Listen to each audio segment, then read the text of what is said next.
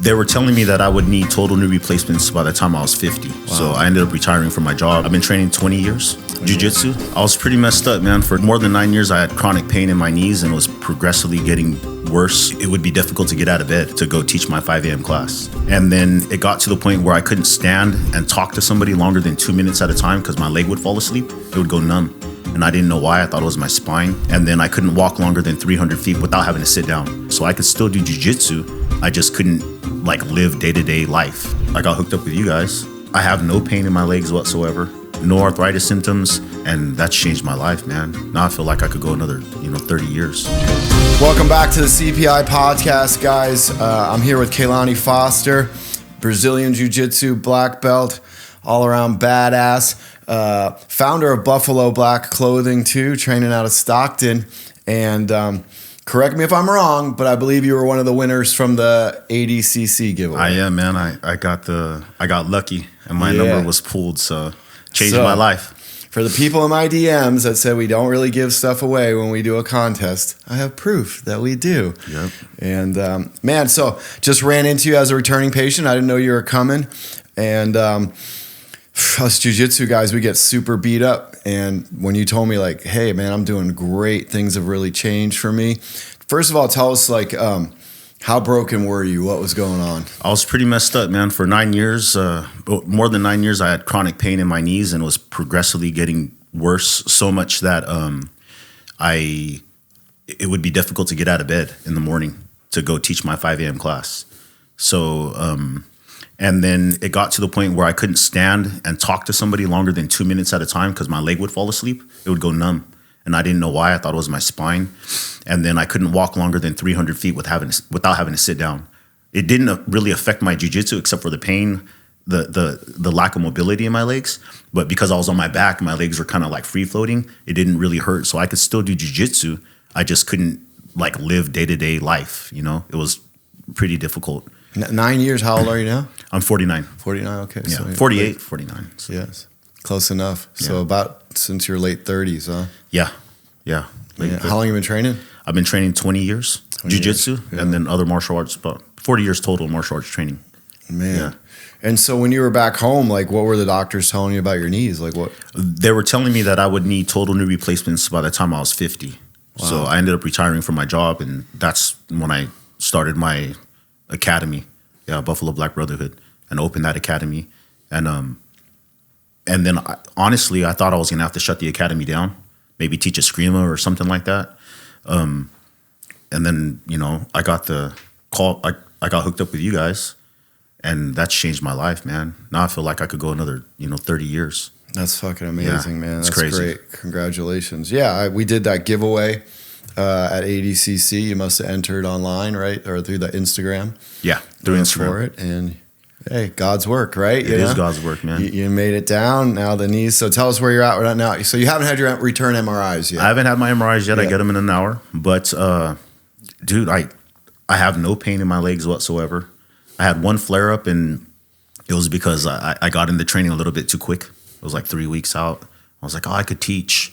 The next time I was like, man, I feel great teaching. Maybe I could roll. Yeah. And the next thing I know, I was like, I couldn't get out of bed for 2 days. But right now, I have no pain, no arthritis symptoms. Usually when the weather changes, I have to wear 2 prosthetic braces. And right now in California, it's getting cold. I haven't noticed a change at all. So it's crazy, man. It's life-changing for sure. Life-changing for sure. I'm super excited for you. We do get a lot of great results. This week I went and talked to everybody that was there. I got 2 people that they're in process, but they're not there to where you're at. But 2 out of, I think we have 24 or 25 people this week, and some real outstanding people, like yourself, that are just doing awesome. And that's the value for us doing this data collection that you're a part of, and having the patients come back twice, getting their free MRIs, getting the bonus stem cells, my bribe to bring people back. I get to see you guys and talk to us, talk to them and see where they're at. And man, one of the things that's been so cool is I've been running into people everywhere that have gotten treatment with us. I was at SHOT Show. 3 people came up to me. I was at the Fort Lauderdale yacht show at this tiny little fish restaurant. This guy walked in, he ended up buying us all lunch because he was like, man, I couldn't even walk. My back was so bad. And then with my girlfriend this weekend, I was at a coffee spot and a guy came up to me, and then we were leaving to fly back to San Diego out of Vegas, and this random guy at the airport. I'm like, man, like this is starting to get to be everywhere. Yeah. And by the way, if you come up to me, please come to me and say hi, doing good, doing bad. But I got 30 new patients a week, 25 returning patients, a week. Do the math. That's about 50 people a week, 200 a month. I'm sorry if I don't remember everybody. Yeah, that would be difficult. But it's been so cool to see so many people get these great results. Yeah, time and time changing again. lives, man. Yeah, it's good, And so, us coming from the jiu-jitsu world, I always felt like jiu-jitsu changed people's lives. I'm sure that's why you probably see the same thing when you open your academy.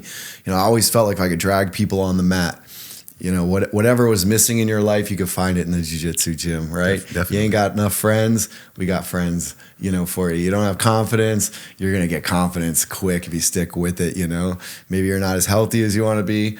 Yeah, for the most part, you're going to get healthy. You might get a little broken along the way, but how many people in your school you've seen like completely change their lifestyle from training with you? Oh, hundreds of people. Of people. I got people's kids have changed for the better. I got parents and individuals that have lost over 100 pounds, 60 pounds. It's amazing how not only their life changes in that aspect, but also the community, like you said, friends. We have a pretty dope community across 3 academies now. So my oldest son has an academy out in Tracy, California, and then a cousin of mine has one about 5 miles away from me, and we're all a big family. But, everyone could rely on everybody else for help or information, stuff like that. So it's cool. You might not have had that, before jiu-jitsu. It's hard to have a bigger family than you meet. And, it's like you need a plumber. Out of one of those 3 schools, you got a great guy that can at least give you some advice. If not, come over and fix whatever you need, your car, your tattoo, whatever you need, a doctor. HVAC, all kinds of stuff. Yeah, and that's the cool thing. So cool about jiu-jitsu is that, when you get there and you're on the mat, it's like all different types. You know what I mean? Like your skin color doesn't matter. How much money you make doesn't matter. If you're a cop, you're a criminal, whatever it is, it doesn't matter because you're on the mat together. And that's all it is. Definitely. All because of jiu-jitsu. All because of jiu-jitsu. Yeah. It's crazy. Thanks, Hoist Gracie. I saw Hoist this weekend too at, what's it called? PFL? PFL. What did you go? You weren't there. No, I wasn't there. You see it? But I didn't see it either. But I know. Oh, you need to go watch it. Yeah, I seen highlights. Yeah. Okay. Yeah. Man, usually I dress up, but I was way underdressed for that event. Is that right? But there was some real like the heroes of jiu-jitsu. Hodger, Hoist, all the Machado guys. Were there. Mika. Dean Lister was there. Just so many like. The core old school. Now, is that like Gregor Gracie's deal, the PFL? No, who runs that? That's Zoltan. Zoltan. And Heather Gracie. They do it. Yeah. So with the dreadlocks. What guy? Yeah. From the band. Yeah. Yeah, from the band. He's cool, man. Super cool. Right man. on. Yeah. So, but on the car ride over here, we were talking about how much jiu-jitsu's changed. And I think that's one of the pinnacle type of events that you could talk to how it changed. Like, here's like a very formal, very professionally run, chandeliers over the mats, expensive couches for chairs, like hors d'oeuvres, all this stuff, like a high society jiu-jitsu event. I threw the very first jiu-jitsu event ever in Las Vegas. I think it was like 2001 or 2002. It was in like a high school gym with a mismatched wrestling mats, and the top prize was $500 for the open absolute division. Nice. It's crazy where it is now. Yeah, especially the payouts. Yeah, it's great. It is. It's awesome. I mean, for all the hard work that people put into training and stuff, and the evolution of the techniques. Like, of course, this new generation doesn't know how nice they have it. Yeah, well, they say that about every generation. Yeah. Right? Well, I remember being at Caesars tournaments, and it'd be like the executive, which is Masters now, right? Yep. They'd go on at like 2 a.m. in the morning. You're like, dude, what the heck? Yeah. I could have been fighting Masters, but I always fought adult. And the nice thing was they got done a lot earlier. Yeah. But, you know, it's just, there's different times, but in some ways I also like miss those times, you know. Yeah. It's just like those times, like I went to the Masters Worlds and it just felt so corporate, you know. Yeah, like, definitely. So, and I'm like, you know, like It's like 50 mats or something like that. I don't know. Too. It was overwhelming. It's crazy. It was too much, you know. Some things change, some things stay the same. What I do miss in the old days is certain professors going out and like fist fighting in the parking lot. I was about to say the same thing. I like Half. Yeah, always. Yeah, those are always like, you're like, oh, he's here, dude. What's going to happen? You never knew what was going to pop off, you know. I mean, I guess that was unprofessional, but, you know, or if, you know, there was a close match or somebody thought there was a bad call on the mat, there was always the parking lot to figure out afterwards what really was going on. There was a lot of scrapping, especially in the NorCal crew, you know, where Stockton, where you're from, you know. Of course, we had Nick and Nate coming down. We had Half, all the guys that, you know, Half back in the day, all the Penn brothers, you know. Yeah, man, your club was your gang, man. It was like, they were gangbangers. I always, you know, we used to dojo storm, and we would get dojo storm because when I started jiu-jitsu in 95, there was like 3 tournaments a year, you know? So, and it was still a little bit more like a style war thing. Like we would literally train like, okay, if the guy stands like this, he's a wrestler, look for this. The guy stands like a karate guy does this, you know, boxer, you know, this. That's all gone. Yeah. You know, do you guys do any, I guess now it would almost be called like combat jiu-jitsu, like Eddie Bravo does. Like we used to, you know, Saturday was get slapped in the face day. Well, I used to when I first opened my academy, and I did it when I was training people in my backyard. But as a business owner, you really don't keep students that way. So I backed off and focused on solely the gi for a long time. My oldest son, he has a class dedicated to that. So they do the open hand slapping, or they ground and pound MMA. That's what they call it back when we were doing MMA, where they have the gloves and then it's strike-based jiu-jitsu, but it's the basics, you know. That's what made it pure in the beginning. Because now you berimbolo and, bro, you can do that in the street and get kicked in the head or pull guard? No. The good thing about us, well, I'm like 10 years after you, but is that we learned how to pin, control, hold, isolate limbs so you wouldn't get elbowed or punched in the face. Kids nowadays, they don't know that, you know. So you have to have a separate class dedicated just for what they'll call self-defense nowadays. Yeah. I think it's good, though, for everybody to, like, you know, you don't have to wail on somebody, right? Slaps don't really hurt. Yeah. But, you know, shit can happen at any time, especially in Stockton. Yeah, definitely. You know, I've been in Stockton quite a bit, you know. I know how it is up there. People don't like to fight no more, man. You know? They just start pulling guns out, man. It's horrible. Yeah. They still talk, but, you know. But, you know, I just think it's good, you know, that everybody should at one point, you know, learn how to defend yourself, you know, like, hey, you might get hit one day. You might fall on your back into guard.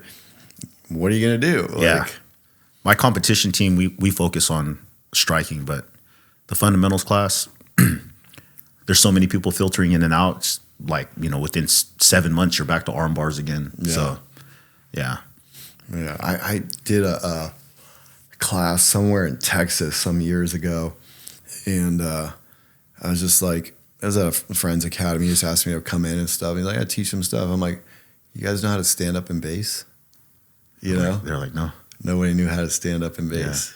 You know? I'm like, oh, watch this. Try to hold me down. You know? I'm gonna grab one of the biggest guys there. Hold me down. Hold me down. Oh, look, I can stand up out of your guard. Every time you open your guard, I can stand up out of base. You know? Like, oh, you can't hold me down in guard? Yeah. So that's weird, you know what I mean? That's a little bit of the evolution where closed guard is a lost art. Yeah. I try to tell all my guys, dude, if you want to get good at jiu-jitsu, don't open your guard, bro. All that, you know, spider guard and all this stuff. Like, it's good to know. Yeah, it's good to know, especially so you could counter it. But, you know, when you have someone in your guard, you have like 99% of the, you know, submissions at your disposal. You know, you're controlling him as long as you learn control. But everybody wants to do the fancy stuff, you know. Right. Yeah. That's fun. It's cool. I liked the fan, you know. I remember when Eddie first came out with a twister. You used to go to Claudio's tournaments, I'm sure, over in Santa Cruz.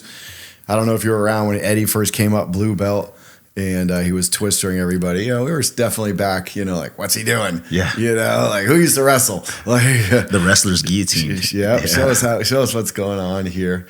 And then when I was purple belt and living in Brazil, I came up and I trained with Eddie. My brother's a black belt under Eddie. And I was like, hey, man, show me some ways to get in and out of this twister because no one does it in Brazil, you know?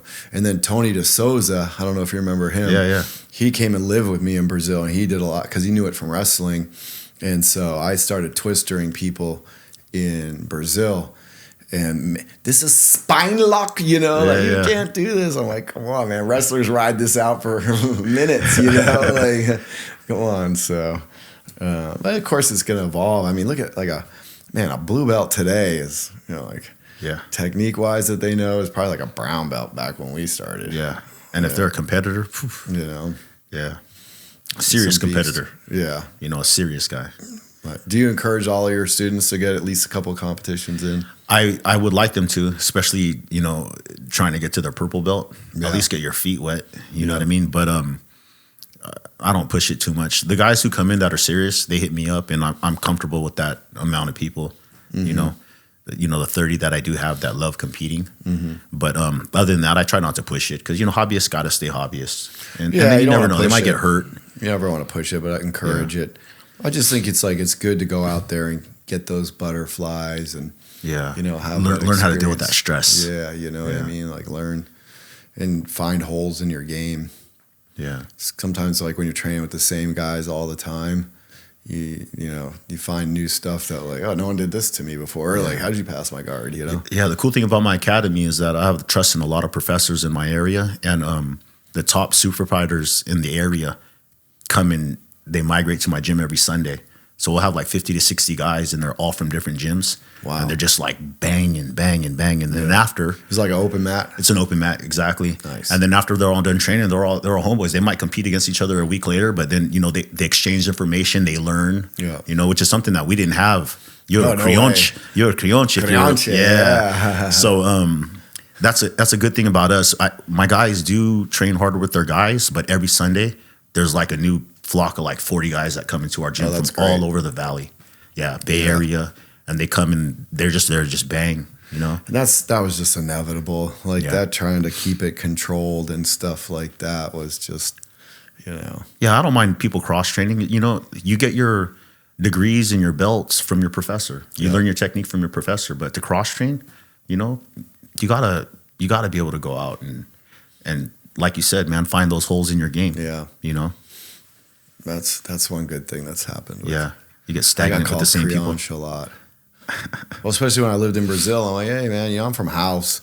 You know, like I'm going to go train at these different spots. You know, House they didn't give a shit where I trained. You know, nice. But they didn't like that very much. You know? Yeah, they would always say the styles don't mix. You know, I'm like, all right. And then at my house, I always had people from every different gringos from everywhere coming and train. We had my whole living room was matted at one house, and then a whole back balcony, and so it was always nice free for alls. Saturday night, too many beers, drunken training, stuff like that. Yeah, definitely. I remember those days. Man, hey, so tell us about your clothing company, man. How'd you get the clothing, Buffalo Black Clothing Co. So Buffalo Black, where'd that come from? So my father, when he had passed away, back in the early 2000s, we used to enter like freestyle tournaments, boxing tournaments, but we wouldn't have a name. And then when he had passed away, the field workers that we used to work in the fields as laborers, they called him Buffalo. So when he passed, I named the school Buffalo Black Brotherhood. Oh, yeah. Nice. And we would get awesome. Black T-shirts and spray paint logos on them in black. So everyone would show up and like, oh, those guys in the all black, bro, they're here. Well, fast forward to when I opened my academy about 8-9 years ago, we just came out to make clothing for the crew in the gym, you know. But little by little, people that knew us from the outside, like, hey, can I get a shirt? Can I get a rash guard? Blah blah blah. And I used to have the Aries logo because that's who I'm affiliated with for jiu-jitsu. Well, these people would buy them. They'd have the Aries logo on them. I'm like, well, they're not Aries. So I took the Aries logo off, and once I got the Aries logo off, then all of a sudden, like steamrolled, people wanted to like represent the brand. So we're still small, you know, but it pays gas, and I get to go to local tournaments, and there's like a sea of like 50% of the competitors are wearing our gear. So it's always nice. Yeah, it's pretty good. It's pretty cool. Cool. I remember one time I was driving along, and a guy had a giant OTM sticker on the back of his truck. And I like pulled up and I was like, because it used to be back in the day, if somebody had a jiu-jitsu shirt on, like, you know, like early, like, you know, 90s, you saw somebody with a jiu-jitsu shirt at the airport, you're like, you train jiu-jitsu? Like, you even know what it is, you know? And then it got a little bit more popular in the 2000s and stuff. But I saw this dude, like, this guy had a huge OTM sticker on the back of his truck. I'm like, oh, who is this? I must know who this person is, you know? And so I'm like getting up alongside, I'm like honking my horn with my window down. I'm like, hey, like, who are you, you know? The guy just looks at me and flips me off and drives off. I'm like, I've made it. Yeah. Somebody has like a 2-foot giant OTM sticker on the back of their truck. They don't even know who the hell I am. Heck, they don't even like me, you know? So it is cool. Like when you randomly, like, you're like, oh yeah, I designed that, you know? But, yeah, my first pair of fight shorts was OTM. Oh yeah? Yeah, some olive green ones. Had the OTM logo on the side. Yeah. Yeah, they were like my favorite pair too. They probably lasted. Oh, they lasted forever. Yeah, we always made stuff that like, that was, because that's how I got into the whole thing was, you know, basically back in the 90s and stuff, like we had to wait for stuff to come over from Brazil and there was like nothing in the US. And then sometimes you get stuff, it was just such subpar quality, you know, it fall apart. I'm like, man, I don't want my name on nothing that's going to fall apart, you know. I did have the one bad batch of rash guards at Abu Dhabi that the company that put the logos on started to fall off in the tournament. Oh, wow. That was brutally embarrassing. What are you going to do, right? Yeah. But even like with Lucky Gi too, I actually like originally had the ideas with BJ Penn. And, you know, back then there was nowhere to buy a jiu-jitsu gi, right? Krugen's was kind of around, but they were always sold out. Later, Howard started making his and brands kind of started coming over. You know, there was Kickskin that had come over from karate. He's sponsored a lot of Caesars guys. Nice. And, but the, you know, those judo gis, those KI gis would just shred in no time. And so I remember one day I was over at BJ's house and we just put out all of our favorite gis that we'd collected and they were half torn and like what we liked about them. And I'm like, I want to make my own gi, you know? And like, I like this part from this one and this one. And then I ended up going to a place in Mountain View, California on the bottom of the bay that made sails for racing sailboats. I brought a big stack of stinky torn up gis. And I said it to the guy there, I'm like, hey, you probably know how to make stuff that doesn't tear. Why is this stuff tearing the way it's tearing? And he's like, put a triangle here, change this to round, like all this stuff. And that's how I got started. I mean, I'm like, I want to make some pants, you know? And I looked at the, you know, this is because of BJ. You remember how flexible BJ was, right? But all those old pants, they were like blue jeans in the crotch. They weren't like karate pants. So he would go to open his legs and he had to pull his pants up before he could, and he still couldn't open his legs up because the crotch of the pants would catch. So I was like, how do these karate guys do it? So I took a pair of karate pants and I'm like, I want the crotch like a karate pant crotch so you could do full splits in them. And just was like, how do you make what you actually want? And then it turned out other people liked it too. So that was good. Yeah. That's sick. I missed the OT. And now everybody does that, by the way. Yeah. You can't buy a jiu-jitsu pant that doesn't have that triple gusset crotch. You know, doesn't do the triangle supports and stuff on the skirt, you know, the knee pad supports, none of that, you know. Lucky was such a dope brand too. That Lucky Gi brand, man. We came out strong, came out different. Yeah. I wish you guys made like an academy gi, like a basic gi. Yeah. That people could just buy and like hold at their academies. Yeah. You know. Well, we had the OTM gis for that. Yeah. But the idea behind that is that, you know, if you like, for instance, Bentley and Rolls-Royce doesn't make a cheap car. Definitely. You know what I mean? As soon as you like look at it like a Mercedes, right? They make a super cheap car and they make cars that are more expensive than Bentleys and Rolls-Royces. But people can't tell the difference sometimes, right? Yeah. And so my idea was like, well, if I come out with a cheap one, how is people going to know the difference between the cheap one and the expensive one? Got you. So, a little strategy there. Yeah. I think if you brought Lucky back, man, people would jump back on it. I still get hit up with it, man. I just, I don't have time. Yeah, you know? I know. You're busy. If you know someone wants to busy, take man. If you know someone wants to take it over for me. Oh, man, we should talk. You know, that'd be great. It's tough, man, manufacturing overseas and you know, just doing all that. It's a business, you know, it's a business. And, you know, right now, like I don't get enough sleep running just CPI, and we're about to reopen the cancer program in January. Oh, man. So that's going to be like another 20, 30 cancer patients a week. Just heard from HR, I got 218 employees here. Wow. And mi español no es muy bueno, amigo. Yeah. You know? Well, that's beautiful, man. So that's a whole nother layer of difficulty, with running businesses in Mexico. It was a trip talking to that cat, Eric, that's there right now, and he had the mesothelioma. Mm-hmm. Oh, and he's doing great now. Yeah. They only gave him like 9 months to live. So, that was 2019. Yeah. And that's you guys. Yeah. That's badass, man. Yeah. Cancer's the hardest one because it either works really good or it doesn't work. And when it doesn't work, it's like super sad. But then I see like Eric back here, and he hasn't been back for years. He's like, I just came in for a tune-up. Yeah. And he was telling me like, man, I was going to be dead.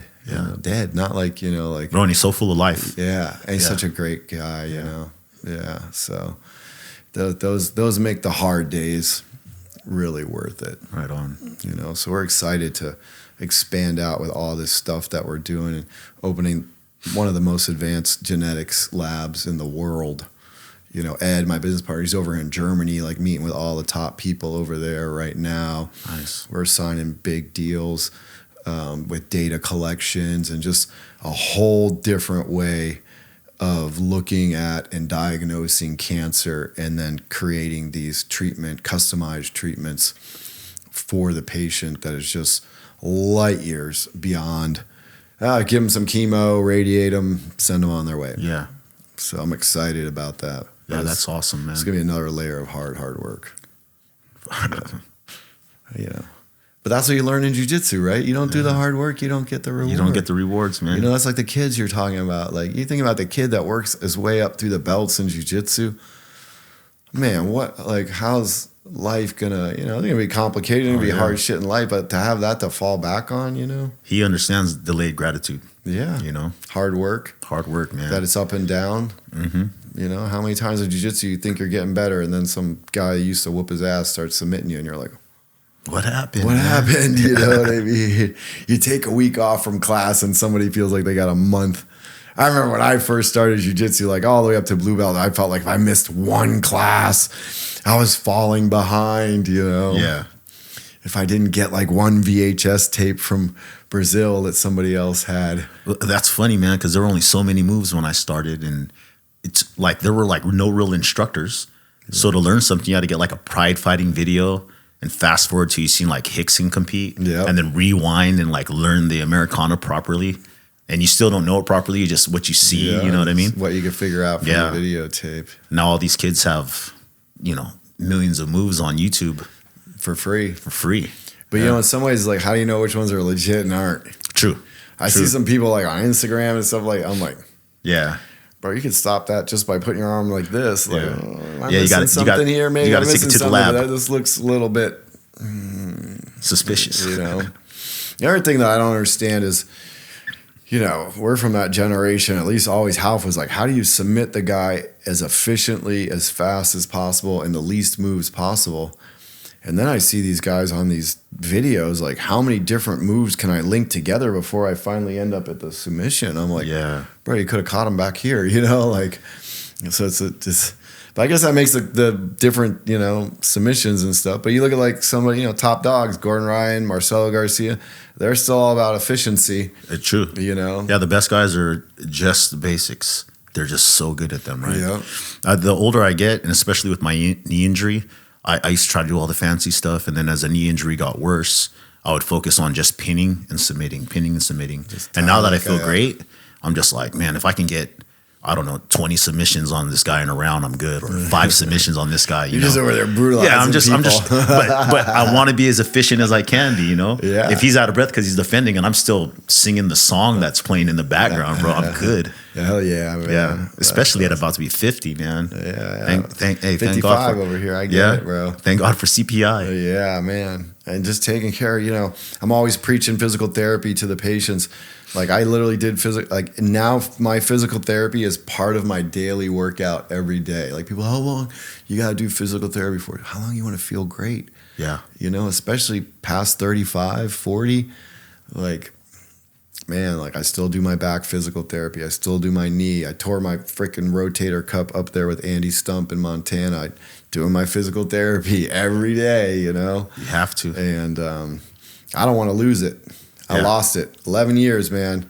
11, you were there 9, right? Yeah. It's like, I don't know about you, but like whatever it takes to not go back, sign me up. Yeah, definitely. I don't want to go back to that. People are like, Coach, you're at the gym every day at 3:30, and I'm like, yeah, man, because I got to stay on top of this, man. Yeah. Because once you stop, it's Starts degrading. No bueno, yeah. Yeah.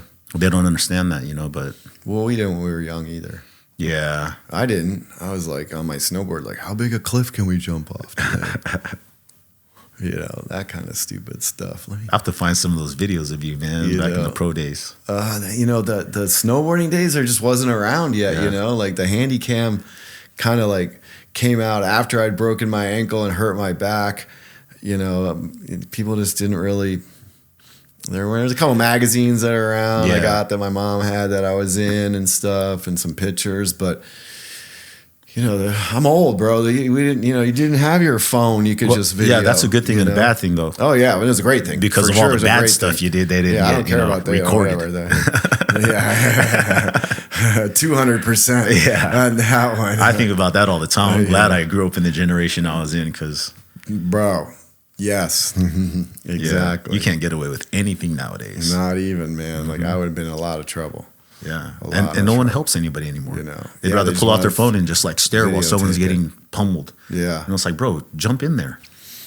But also, you've seen people that jump in to help, and then they're the one in trouble. Yeah. So at the same time, you know, I would always probably jump in to help because I think without, like, I could subdue somebody in a way where, you know, our backgrounds allow it. You know, allow it. Would not look, but so you know, I understand. Maybe you might not want to. If all you know how to do is like throw a haymaker to stop something.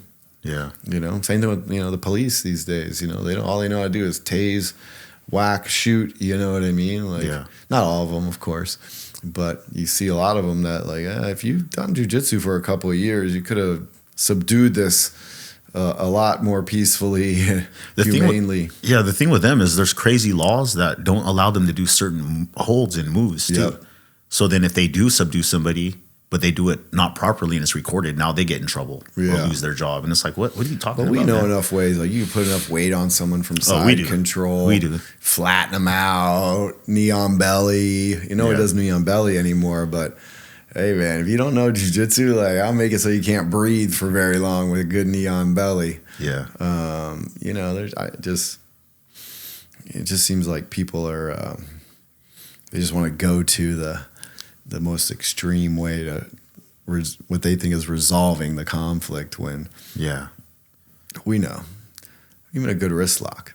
Oh yeah. Good wrist lock, you know, good wrist lock will Some put Pete somebody down on the ground. You know, some Pete the Greek. Yeah, there you go. Know, I had a guy try to wrist lock me in Montana. I'm like, bro, Pete the Greek was my roommate for 3 years. You sure you want to play this game? You know, like I know what you're about to do. Because if wrist locks are legal, so are neck cranks. Yeah, neck cranks, man. And Tony DeSouza was my roommate too. He's a neck cranking fool. Those are like my favorite, man. You know.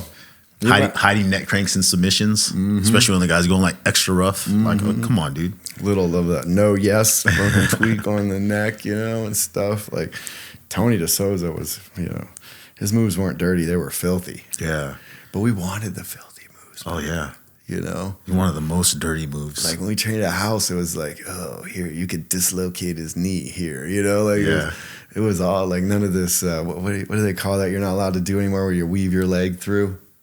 Oh, like a grapevine or something? No, like if you're like in guard where you put your leg, you get that hip dislocation. You get that pop on it like that. Yeah. You can't do that anymore. So, you know, there's a lot of those that were everyday training at house that definitely. You ain't allowed to do that anymore. Those neck cranks. I remember the first submission that got put on me was a dude had the back of my head and I was in his guard and he stuck his knee in my temple and he was like pushing it in. I'm like, what the heck? Yeah. But now I teach my guys that, you know. I was like, hey, don't do it during training, but like you should know because it works. Yeah. You can make somebody squirm, you know, a little elbow in the small rib over there, the hip bone on the eye socket. There's all those little tricks. I remember when I first joined Aries and I was submitting some decent guys in the gym and the professor like look and they're like, bro, you can't do that. Like what? He's like, that's a neck crank, bro. Or that's a foot lock. Like, we don't do those things. Yeah. But then, 5 years passes and like, hey, remember the footlock? Can you show me how to do that? Like, what? But the sport evolved, for a while, everyone was just doing footlocks. Yeah. And now those guys can't footlock each other. No. Yeah. No. That's now the they're most trying to be boring. out tough each other. Yeah. And then something just breaks. Yeah. Horrible. That happened in that PFL, right? A bunch of guys got hurt. Yeah. Yeah. There were some recordings on Instagram. You could hear like it would sound like a baseball hit the ground. Yeah. Baseball bat hit the ground. Yeah. I don't like watching those anymore. You didn't see me jump out in the middle of the mat and do a commercial. CPI Stem Cells. We got them for you. Come on down, Tijuana. Yeah. I can't watch that stuff anymore. It gets me like queasy. Oh, I hate watching when people's stuff. Hoyler's a different kind of human, right? That guy's so, like, think about Hoyler's, like, to me is like one of my favorite guys from the Gracie family, because he fought huge beasts, and everything. But when I was the referee for him versus Eddie Bravo, right there, like 2 feet away, and I was like watching his knee move around in that whatever knee lock thing that Eddie Bravo was doing. He had him in like that electric chair or calf slicer, whatever, some type of calf slicer and everything. And I was like, my knee was starting to and I was like, ooh, you can see me on the video go, ooh, like. Because I got old man knees. I just tried to play that rubber guard. No, I can't do that rubber guard. And I watched me move around like Jello, but he was out surfing the next day. Like, for him, the gangsters, man. Saw that acai, makes your joints looser or something. Yeah, maybe. That and Jesus. Yeah, a lot of that. Yeah, amen to that big statue down there in Rio. Hell yeah, man. Well, hey, man, it was great catching up with you. Hit the socials, man, if anybody wants to check out your gear and stuff. Oh, heck yeah. So Aries BJJ Stockton is my academy. Buffalo Black BJJ is my Instagram. And then Train BBB is the clothing shop. I'm going to shout out JG Academy Tracy and Grappling Arts of Stockton, all part of the Buffalo Black Brotherhood. That's right. So, Stockton, baby. Stockton, my guys.